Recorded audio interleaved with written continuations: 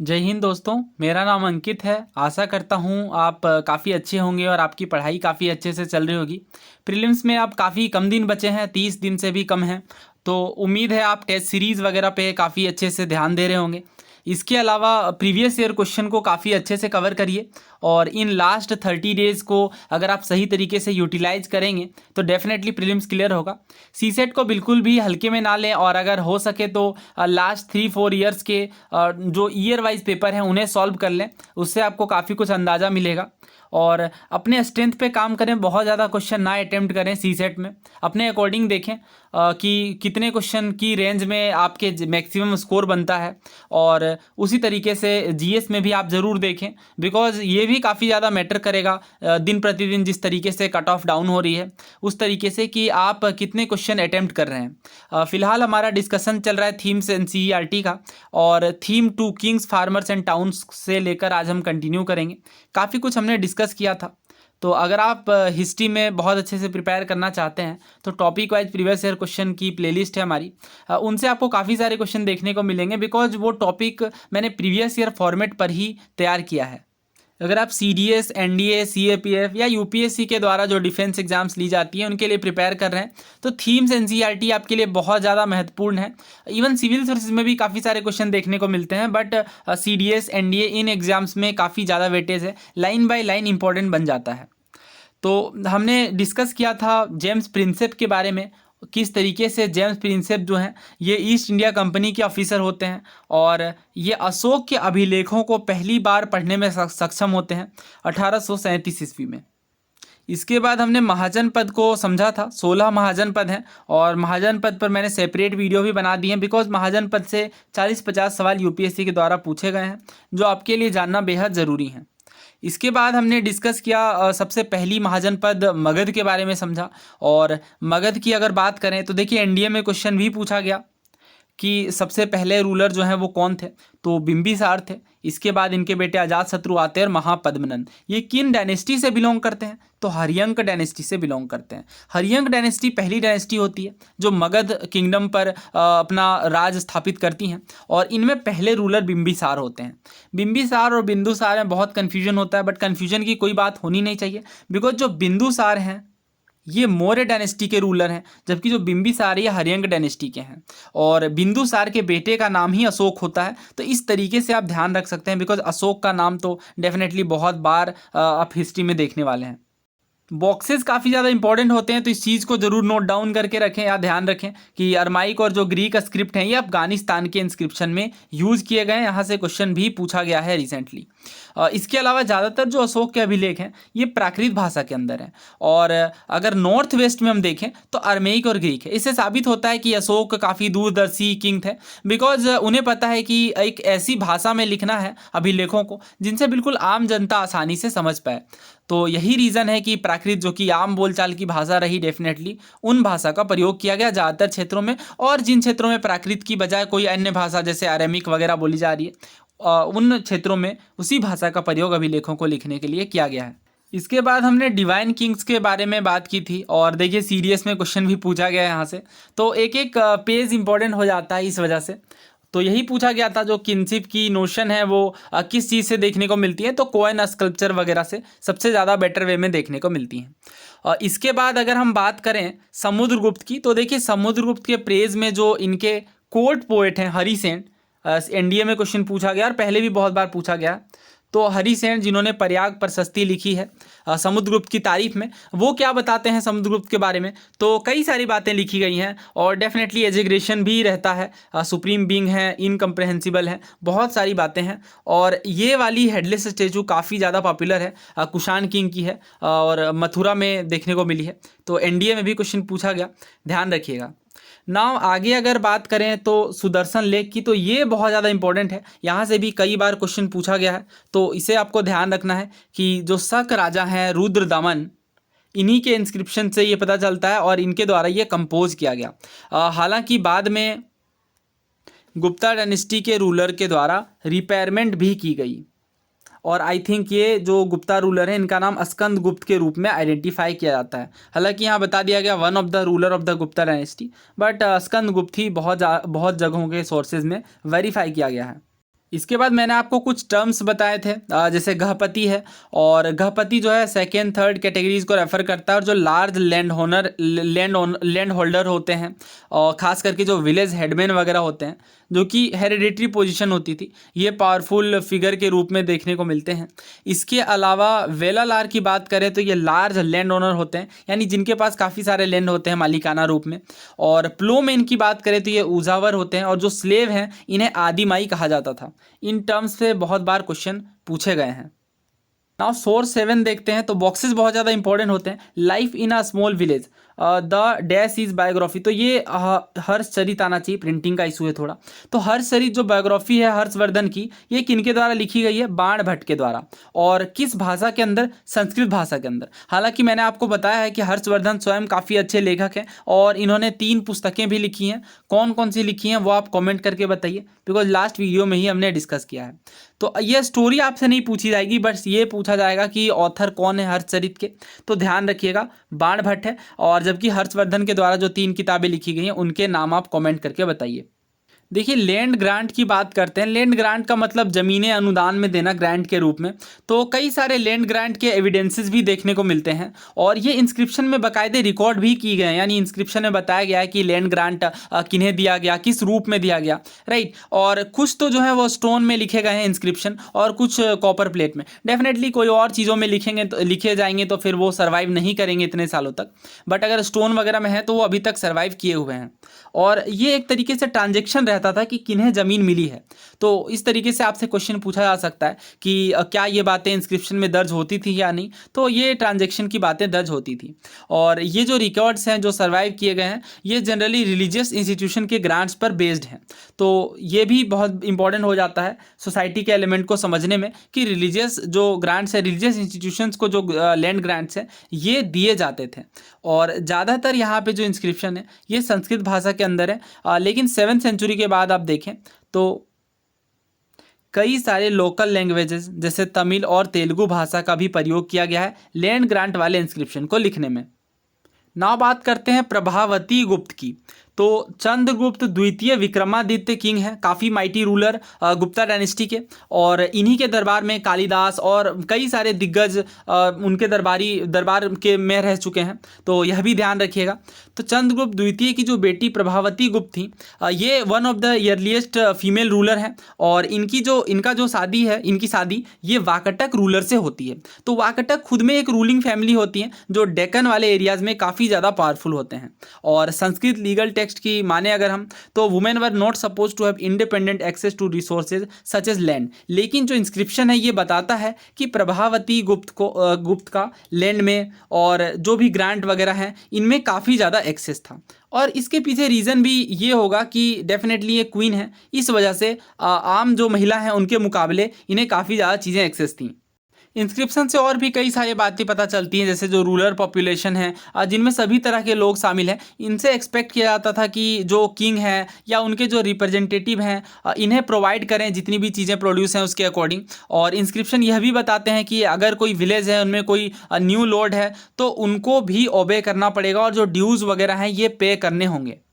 तो land grant वाली बात अपने आप में इंस्क्रिप्शन में काफ़ी ज़्यादा महत्व रखती है, और अलग अलग क्षेत्रों में अलग अलग तरीके से लैंड ग्रांट के एविडेंसेस इंस्क्रिप्शन में दर्ज किए गए हैं। प्रभावती गुप्त एंड द विलेज ऑफ दनगुन।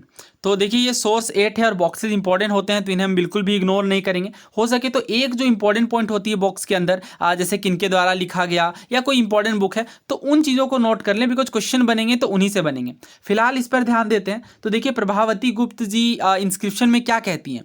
तो ये काफ़ी सारी बातें हैं कि किस तरीके से जो कार्तिक है, मतलब डे वगैरह पहले मेंशन किया जाता है कि कौन से डे की बात ये कही जा रही है। और religious merit donated this village with the pouring out of water to the Acharya, you should obey all his commands.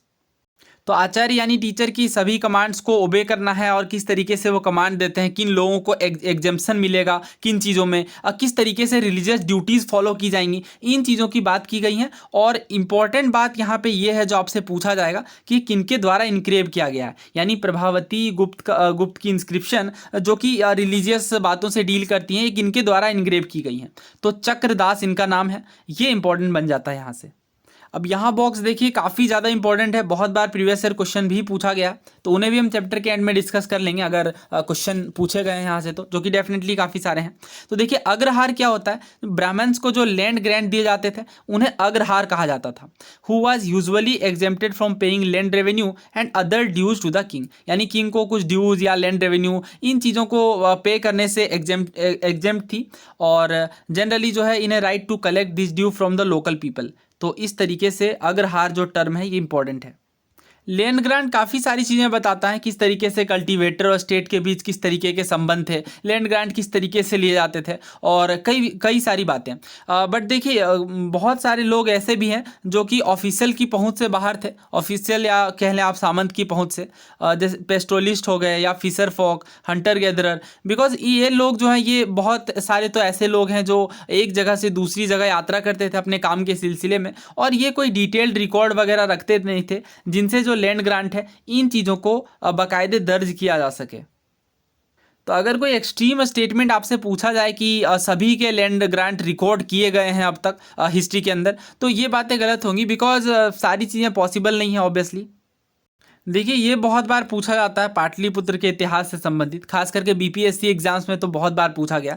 तो प्रत्येक शहर का अपना इतिहास होता है, लेकिन पाटलिपुत्र की अगर हम खास तौर पे बात करें तो पाटली ग्राम के रूप में यह गांव विकसित हुआ स्टार्टिंग में, और 5th सेंचुरी BCE में देखें तो जो मगधन रूलर हैं ये डिसाइड करते हैं कि राजगृह से जो कैपिटल है इसे पाटली ग्राम में शिफ्ट किया जाए, और इसके बाद 4th सेंचुरी BCE में मौर्यन एम्पायर की ये राजधानी बन जाती है, और इस तरीके से ये लार्जेस्ट सिटी के रूप में विकसित होती है। Subsequently its importance apparently decline, लेकिन बाद में जो इंपॉर्टेंस है ये घटती भी है। जब चाइनीज़ पिलग्रिम हुएनजांग 7th सेंचुरी में भारत आते हैं तो देखते हैं कि जो सिटी है ये र्यून्स में बच गई है और बहुत ही कम आबादी है। नाउ टाउन्स एंड ट्रेड्स की बात करते हैं, किस तरीके से जो कुछ शहर हैं ये नए शहरों के रूप में उभरते हैं और ट्रेड का, लर्निंग का, कई सारी चीज़ों का सेंटर बन के उभरते हैं। तो महाजनपद में हमने कैपिटल्स वगैरह की बात की थी, और हमने समझा भी था कि इस तरीके से कुछ महाजनपद काफ़ी ज़्यादा डेवलप हो जाते हैं। और इनमें अगर हम खास तौर पर बात करें उज्जैनी की, तो देखिए ये रूट्स में जो भी अगर किसी लैंड रूट में या फिर जो रिवराइन रूट हैं इन रूट्स में अगर कोई शहर है तो वो काफ़ी ज़्यादा विकसित हो जाते हैं। जैसे एग्जाम्पल के लिए अगर हम बात करें पाटलिपुत्रा की, तो ये भी रिवराइन रूट में थे। इसी तरीके से उज्जैनी की बात करें तो ये लैंड रूट में थे, तो या पुहार की बात करें तो कोस्ट के समीप थे। तो इस तरीके से बिकॉज जो ट्रेडिंग है वो काफ़ी ज़्यादा फ्लरिश करती हैं अगर स्ट्रेटजिक लोकेशन पे कोई शहर होती है तो। ना बात करते हैं अर्बन पॉपुलेशन की, यानी इलीट क्लास और क्राफ्ट पर्सन की। देखिए माना जाता है कि जो किंग हैं या फिर जो इलीट क्लास हैं ये फोर्टिफाइड शहरों में रहते होंगे, यानी किलेबंद शहरों में। लेकिन ये डिफ़िकल्ट है, बहुत ज़्यादा एक्सकेवेट भी हम नहीं कर सकते, बिकॉज जिन साइट्स को हम एक्सकेवेट करना चाहते हैं उनमें काफ़ी सारे लोग रह रहे हैं, तो इतने सारे लोगों को विस्थापित करना ये सही नहीं है डेफिनेटली। और इस तरीके से कई सारी जो फाइंडिंग्स हैं जैसे पॉटरी बॉल्स, डिशेज जिनमें ग्लॉसी फिनिश है, नॉर्दर्न ब्लैक पॉलिश्ड वेयर की बात करें जो कि रीच पीपल के द्वारा यूज किया जाता था, ऑर्नामेंट, टूल्स, वीपन, कई सारी चीज़ें जो है इनके आधार पर हम काफ़ी अच्छा अंदाज़ा लगा सकते हैं। देखिए मैप काफ़ी ज़्यादा इंपॉर्टेंट है सिविल सर्विसेज के लिए तो बहुत ज़्यादा, और इवन CDS NDA में भी अगर आप हिस्टोरिकल मैप को समझेंगे, हिस्ट्री से एसोसिएटेड मैप को, तो काफ़ी कुछ आपको क्लैरिटी मिलेगी। ये मैप तो काफ़ी ज़्यादा इंपॉर्टेंट है। सबसे पहले तो जो मेजर सिटीज़ हैं हिस्ट्री के अंदर, जैसे तकसीला है, तो ये आपको इसकी लोकेशन पता होनी चाहिए। तो एक सवाल मैं आपसे यहाँ पे पूछता हूँ, बुखारा काफ़ी ऐतिहासिक शहर है, BUKHARA बुखारा शहर, बताइए वर्तमान में यह किस देश में है बुखारा? जरूर आंसर करिएगा इसका कमेंट बॉक्स में। फिलहाल हम और एक बात और यह भी बताइए कि बुखारा किस कारण से काफ़ी ज़्यादा फेमस था। फिलहाल हम इस मैप को ऑब्जर्व करते हैं तो देखिए कन्नौज, श्रावस्ती, इसी तरीके से पाटलिपुत्रा है, राजगीर है, कौसाम्बी है, महास्थान है, चंद्रकेतुगढ़ क्वेश्चन भी पूछा गया है सिविल सर्विसेज में, आपको याद होगा। और इसी तरीके से सिसुपालगढ़ और उज्जैनी की अगर हम बात करें तो मध्य प्रदेश में, तो ये कुछ इंपॉर्टेंट है। इवन विदिशा से भी क्वेश्चन आया, हालांकि प्राचीन नाम दिया गया था, बट अगर आपको लोकेशन वगैरह ध्यान है तो काफ़ी आसानी से फिर आप आंसर कर लेंगे। इसी तरीके से साउथ में अगर हम देखें तो पुहार तो डेफिनेटली इंपॉर्टेंट है, और ये हम लोग अलग से हमने कवर भी किया है प्रीवियस ईयर के अंदर, दोबारा हम इसे देखेंगे। सेकेंड सेंचुरी BC तक आते आते हम कुछ वोटिव इंस्क्रिप्शन देखते हैं। वोटिव इंस्क्रिप्शन का मतलब क्या होता है? वैसे इंस्क्रिप्शन जो कि उन गिफ्ट्स वगैरह को रिकॉर्ड करते हैं जो कि रिलीजियस इंस्टीट्यूशन को दिए गए हैं।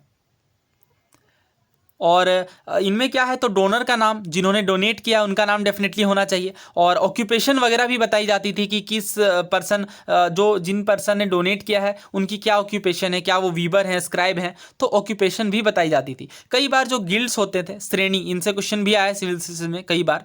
और बेसिकली ये क्राफ्ट प्रोड्यूसर का ऑर्गेनाइजेशन होता था या मर्चेंट्स का ऑर्गेनाइजेशन होता था।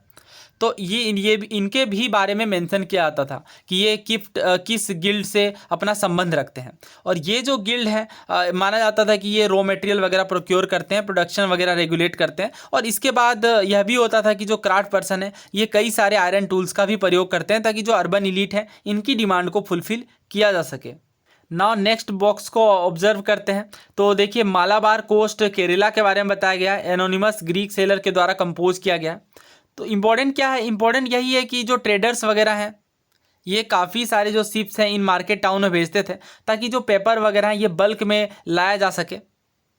पॉसिबली सिनेमम की भी बात ये करते हैं। इसके अलावा और भी कई सारी चीज़ें हैं जैसे कॉइन्स, टोपाज और कई सारे जो कीमती पत्थर हैं, इन चीज़ों को भी ट्रेड के रूप में ले जाने की बात है। और इम्पॉर्टेंट बात आपको ध्यान ये रखनी है कि जो सेमी प्रीशियस स्टोन वगैरह है ये कोडुमनल में देखने को मिलते हैं, तमिलनाडु में। तो शहर के बारे में आपसे पूछा जा सकता है। जैसा कि मैंने आपको बताया कि अगर किसी शहर में ट्रेड की बात करें तो सबसे ज़्यादा मैटर ये करता है कि लोकेशन क्या है, किस लोकेशन पे है, क्या वो कोई रिवराइन पे है या फिर आप कह लें कोई लैंड रूट पे है। तो इन चीज़ों को बहुत ज़्यादा ये चीज़ें मैटर करती हैं ट्रेड में खास करके। और बहुत सारे जो रूलर्स हैं ये प्रयास करते हैं कि इन रूट्स को ही कंट्रोल किया जाए, बिकॉज अगर जो रूट हैं जिनसे व्यापार हो रहा है अगर उन्हें कंट्रोल किया जाएगा तो डेफिनेटली काफ़ी अच्छी धनराशि टैक्स के रूप में ली जा सकती है। और भी कई सारे स्ट्रेटजिक कारण भी हैं। तो जो इन ट्रेड रूट से ट्रेड करते हैं उनमें काफ़ी जो सक्सेसफुल मर्चेंट हो जाते हैं उन्हें डिजिग्नेट किया जाता है। जैसे तमिल में अगर हम देखें तो मसत्तुवन, और अगर प्राकृत में देखें तो सेठीज या सातवाहज कहा जाता है। तो ये ध्यान रखिएगा, सेठीज या सातवाहज, इनसे क्वेश्चन पूछा जाता है। तो कई सारी चीज़ें यहाँ पे ट्रेड की जाती हैं जैसे साल्ट, ग्रेन, क्लोथ, मतलब ऑलमोस्ट आप कह लें सभी चीज़ें ट्रेड के रूप में की जाती हैं। स्पाइसेस, जैसे अगर पेपर की बात करें तो रोमन एम्पायर में काफ़ी ज़्यादा डिमांड थी। इवन टेक्सटाइल या मेडिसिनल प्लांट हो गए, खास करके हर्ब्स वगैरह, इनकी अरेबियन सी के रास्ते के थ्रू मेडिटेरेनियन वगैरह में काफ़ी ज़्यादा ट्रांसपोर्टेशन की जाती थी। नाउ इस बॉक्स को देखिए, ये बहुत ज़्यादा इंपॉर्टेंट है, कई बार क्वेश्चन यहाँ से पूछे गए हैं। Periplus is a Greek word meaning sailing around and Erythraean was the Greek name for Red Sea. तो बेसिकली जो किताब है periplus of the Erythraean Sea, जो कि एनोनिमस ग्रीक ऑथर के द्वारा लिखी गई हैं, इनकी मीनिंग बताई गई है कि पेरिप्लस जो है इसका मतलब सेलिंग होता है और एरिथियन का मतलब रेड सी होता है। तो रेड सी के अराउंड सेलिंग के बारे में ये जो periplus of the Erythraean Sea describe करती है। नेक्स्ट हम डिस्कस करेंगे कॉइन्स एंड किंग्स के बारे में। ये काफ़ी इंपॉर्टेंट सेक्शन होगा, यहाँ से कई सारे सवाल पूछे गए हैं, जैसे कुछ फैक्ट्स वगैरह हैं। सबसे पहले गोल्ड कॉइन्स इशू करने का श्रेय किन्हें जाता है? तो कुशाणाज को। और इन्हें, इसके अलावा और भी कई सारी चीज़ें हैं जो हम नेक्स्ट लेक्चर में डिस्कस करने वाले हैं। मैं नहीं चाहता कि वीडियो के लेंथ आपको बोर करे, खास करके ब्राह्मी वगैरह डिसाइफर करने की बात है, इनसे भी काफ़ी सारे क्वेश्चन पूछे गए हैं। तो नेक्स्ट वीडियो में हम डिस्कस कर लेंगे प्रीवियस ईयर क्वेश्चन को भी जो इस चैप्टर से पूछे गए हैं एक साथ, और इसके अलावा ये छोटा सा जो हमारा सेक्शन है वो भी। और इस तरीके से हमारी थीम 2 कंप्लीट हो जाएगी। तो इस बुक के अंदर कितने थीम हैं? तो 82 पेजेस के अंदर अगर हम देखें तो थीम 1, 2, 3, 4, केवल थीम 4 है। तो एटलीस्ट आप कह लें 50% जो हमारी फर्स्ट पार्ट वाली बुक है ये कवर हो जाएगी। उम्मीद है आपको इस वीडियो सीरीज़ से हेल्प मिल रही होगी। आप अपने सुझाव ज़रूर कमेंट करें। वीडियो में अंत तक बने रहने के लिए धन्यवाद।